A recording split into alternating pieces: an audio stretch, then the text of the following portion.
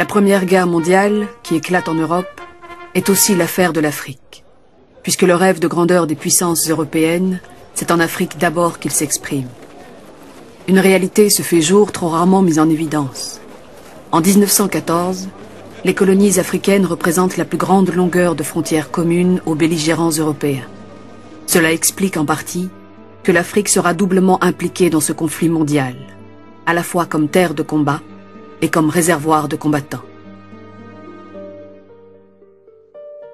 En France, très préoccupé par la crise démographique de son pays, le colonel Mangin avait publié en 1910 un ouvrage à succès, La Force Noire.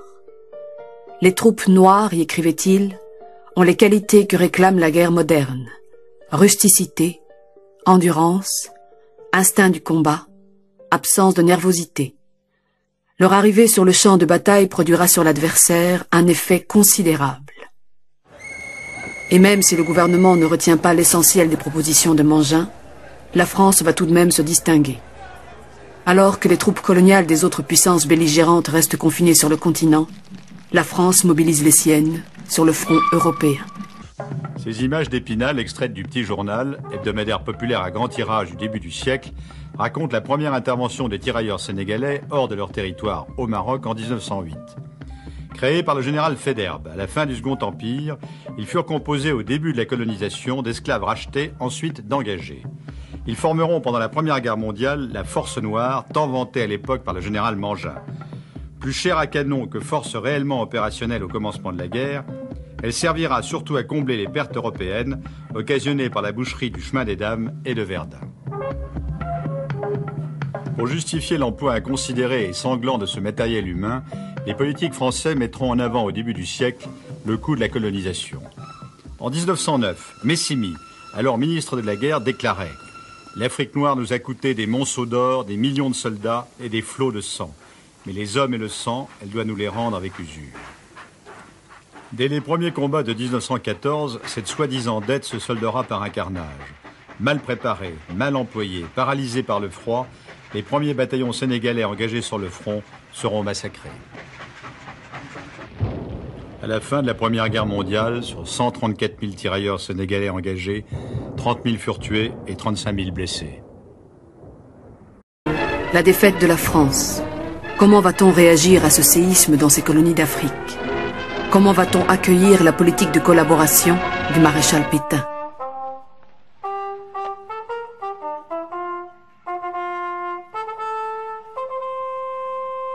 Maréchal Pétain. Maréchal Pétain. Connais pas Maréchal Pétain? Non, connais pas. Grand chef, commande Afrique tout. Commande tout. Maréchal Pétain. Commande papa, moi, maman. Oui, Maréchal Pétain. Commande lieutenant, adjudant, capral, tout. Bon, commande papa, moi, maman, commande moi. Curriculum.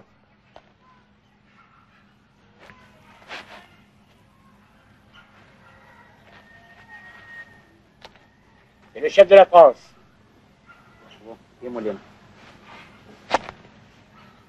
Compris maintenant? Chef de la France? Oui, compris. Heureusement, il y avait les colonies. Alors, De Gaulle s'est rabattu sur ces colonies, avec l'aide du noir Félix Houphouët, que tout le monde connaît.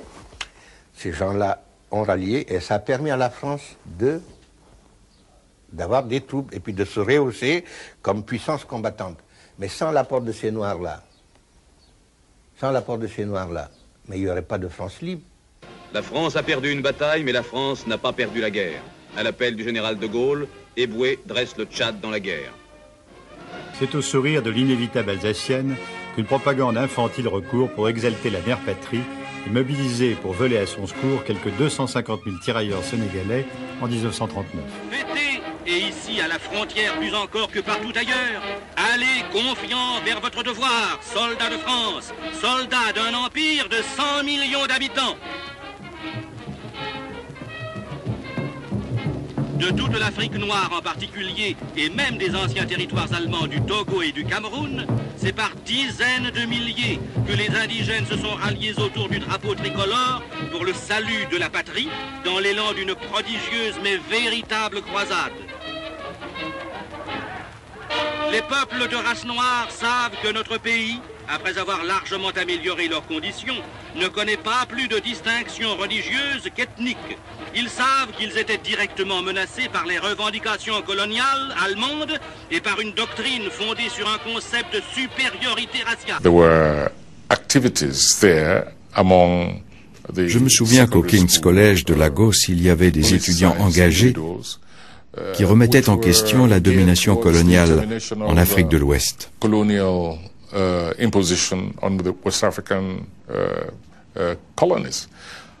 Ils furent arrêtés et certains furent même envoyés à la guerre. C'était une forme de punition.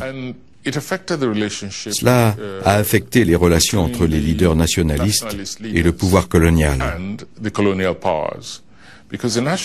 Car les nationalistes disaient « Cette guerre est-elle la nôtre ? Pourquoi participerions-nous à un conflit entre des pays d'Europe qui ont non seulement dépouillé le continent africain de son capital humain pendant des siècles, durant la traite des Noirs, mais qui en plus continuent à s'approprier les ressources des colonies. Bref, en quoi cette guerre nous concerne-t-elle ?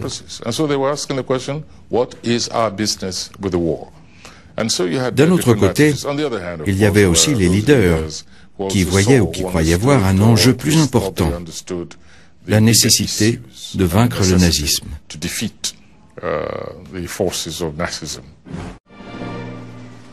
Un an plus tard, les Britanniques, avec les mêmes soldats noirs issus de leur colonie, débarquent à Madagascar. Pour y affronter et pour y vaincre, les forces françaises restaient fidèles à Vichy. Ce n'est pas vraiment cette présence anglaise qui a laissé plus de traces à Madagascar, mais la confrontation entre les tirailleurs français, que les Malgaches appelaient les Sénégalais, et les tirailleurs anglais, qui étaient les Zoulous. Et c'était quelque chose d'assez choquant pour la population malgache de voir des Blancs, en fait, des Anglais et des Français, faire se battre des Noirs. Et de se dire que les Blancs, ils mènent leur guerre à travers les Noirs. L'Afrique ne gagne rien pour sa participation à la victoire et demeure sous tutelle européenne. La France et la Grande-Bretagne se partagent le Togo et le Cameroun, tandis que la Belgique et la Grande-Bretagne reçoivent les dépouilles de l'empire est-africain de l'Allemagne. L'Afrique du Sud se voyant attribuer pour sa part le sud-ouest africain.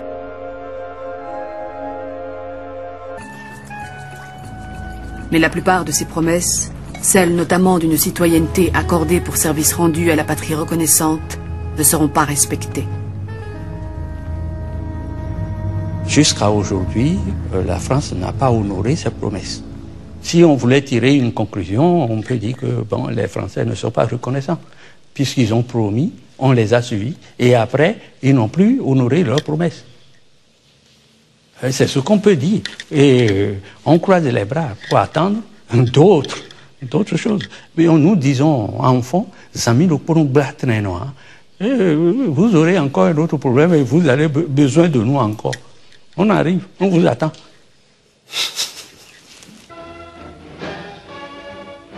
Quand les troupes de Leclerc ont débarqué en France, c'est en majorité des coloniaux. Et qui dit coloniaux, dit noirs, forcément.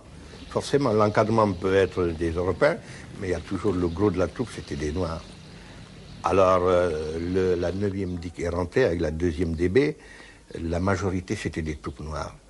Dès qu'ils sont rentrés à Paris, qu'on a vu que De Gaulle est rentré à Paris avec la 2e DB, on a blanchi les troupes. Le 6e RTS est devenu 6e RIC.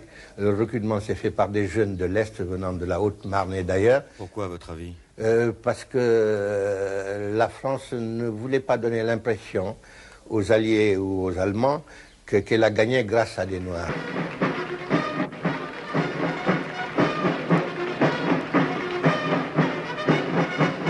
À Marseille, le général Ingold visite les combattants sénégalais qui vont regagner par avion leur terre natale.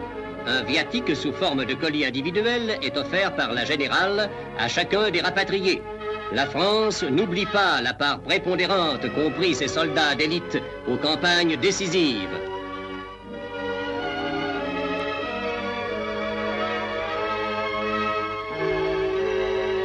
En quelques heures, Le Dakota va ramener au pays ces hommes dont la plupart n'ont pas cessé de combattre pendant 5 ans.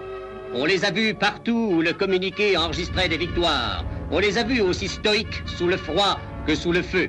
Ils ont bien mérité de revoir le soleil de Dakar. Le soleil du retour, ce sera les baraquements du camp de Tiaroy, dans la banlieue de Dakar, où seront parqués les tirailleurs rentrant des stalags ou des maquis. Le monde a basculé avec les capitulations du Troisième Reich, mais pour l'administration coloniale restée sur place, rien n'a changé. En refusant de payer tous leurs arriérés de soldes et de reconnaître les titres acquis par certains dans la résistance en France, elle pousse les tirailleurs à l'émeute.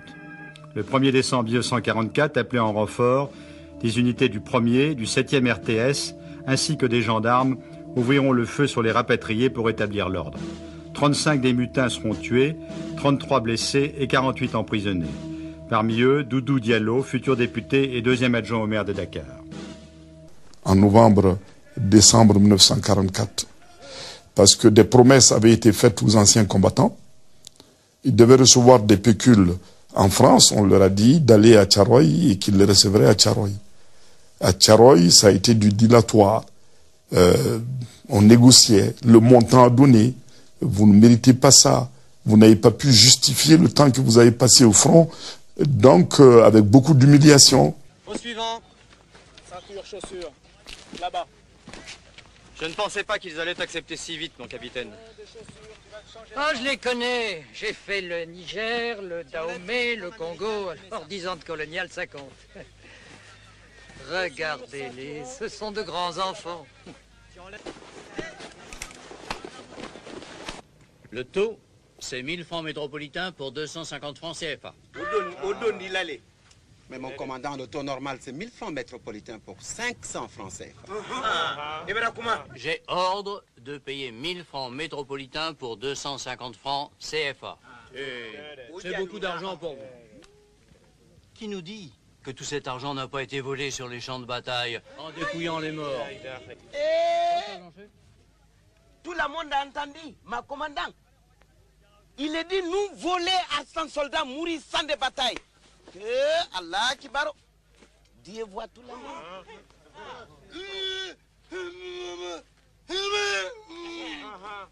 Pays dit, si commandant coupait notre l'argent, nous aussi, nous couper son bangala. Mais mon commandant, vous osez insinuer de telles inepties? Pouvez-vous nous prouver l'origine de cet argent? Mon commandant, vous insultez des soldats qui ont été de toutes les batailles. Ils étaient de la première armée de la France libre, qui partit de Fort Lamy à traverser le Tibesti à chasser les soldats de Mussolini à Koufra dans le sud libyen. Ce sont eux qui les premiers sont entrés à Tripoli. Ce sont encore eux qui les premiers en août 1944 sont entrés à Paris. Je n'ai pas fini, mon commandant. Où étiez-vous en 1940? Oui, où étiez-vous, vous, là, en 1939-40? Déplanqués. Ces tirailleurs sont de la 7e armée française. À Abbeville, soldats français, anglais, hollandais, belges, luxembourgeois, devant la 2e Panzer Division du général allemand Guderian, nous avons fui jusqu'à Dunkerque. Savez-vous qu'on a refusé à ces hommes de prendre le bateau pour gagner l'Angleterre? C'est vrai ça. Connaissez-vous le capitaine Tchorere de la 53e infanterie coloniale? Un capitaine nègre. Son dernier acte d'officier français, mais nègre. Au camp de concentration de Buchenwald, les Allemands avaient rassemblé tous les prisonniers, officiers et hommes de troupes. Les officiers blancs de côté. Les hommes de troupes blancs de côté. Et tous les nègres de l'autre. Le capitaine Tchorere, noir comme du charbon, a traversé tout le champ et est venu rejoindre les officiers blancs, car c'était un officier. L'officier allemand responsable du camp lui intima l'ordre de se désolidariser des officiers blancs. Le capitaine Tchorere refusa. Séance tenante. Il fut fusillé devant les officiers blancs. Et aucun de ces officiers n'eut le courage de protester, ni même celui de murmurer. Ce sont quelques tirailleurs qui, au risque de leur vie, ont enterré le capitaine Tchoréré dans l'anonymat et sans drapeau. Caporal-chef Diarra. Nam. Appelez-moi pays. En voici un qui n'a plus toute sa raison.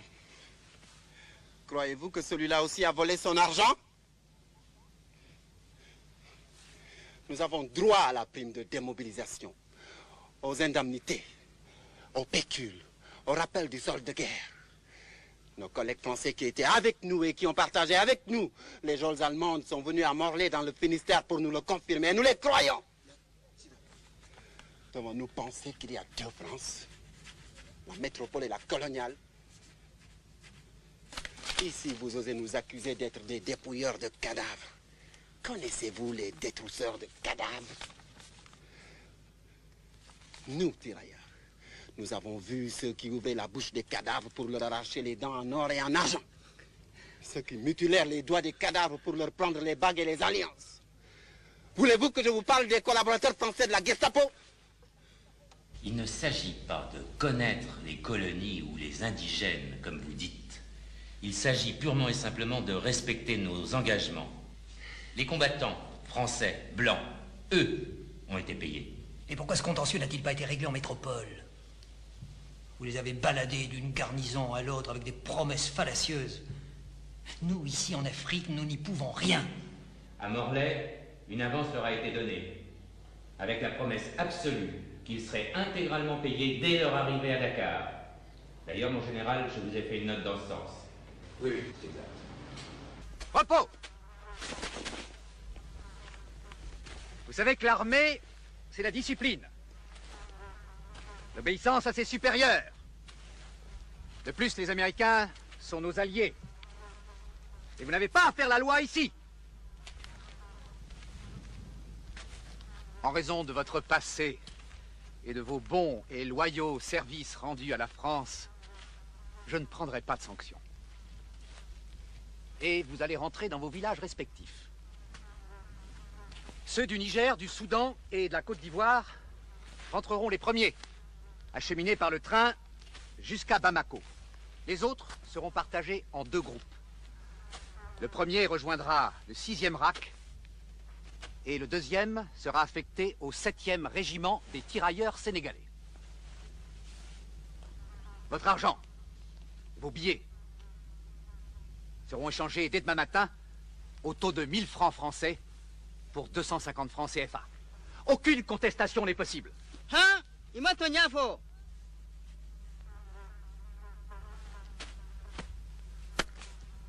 Ma général, pas véritablement ça.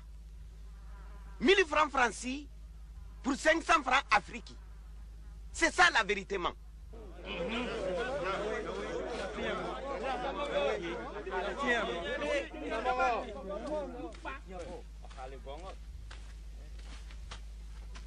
Mets-toi au garde à vous, toi. Et encore, garde à vous. Moi, longtemps, garde à vous. Makou, garde à vous.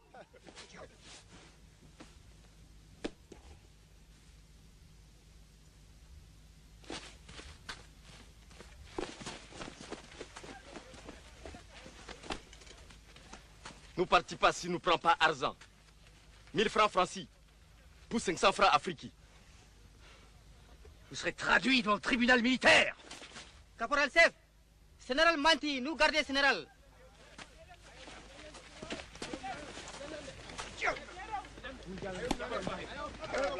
Capitaine!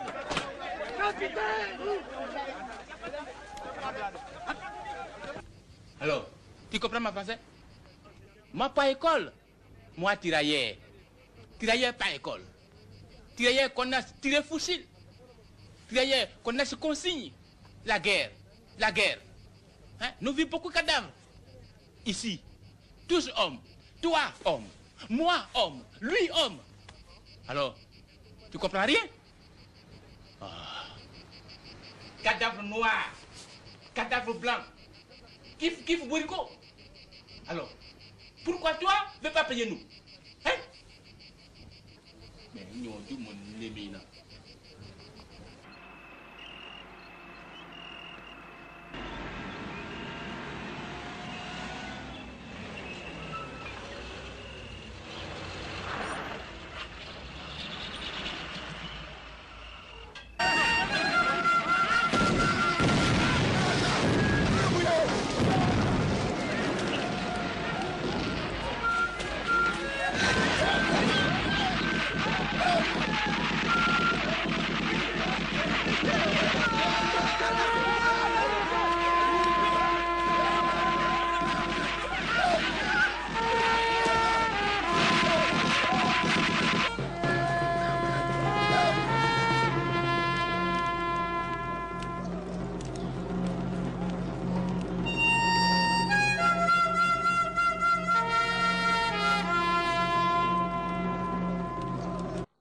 la guerre, qui est une accoucheuse de révolution, a créé une ambiance et a même éveillé un nationalisme, des revendications qui ne paraissaient pas évidentes ni normales autrefois, avant-guerre.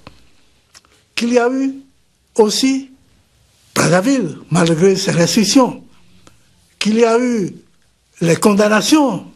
Il y a eu des gens de mon pays qui ont été condamnés à mort et fusillés pour gaullisme. Que tout cela ne pouvait conduire qu'à une chose, c'est de dire non, après cette guerre, nous ne pouvons plus rester ce que nous étions.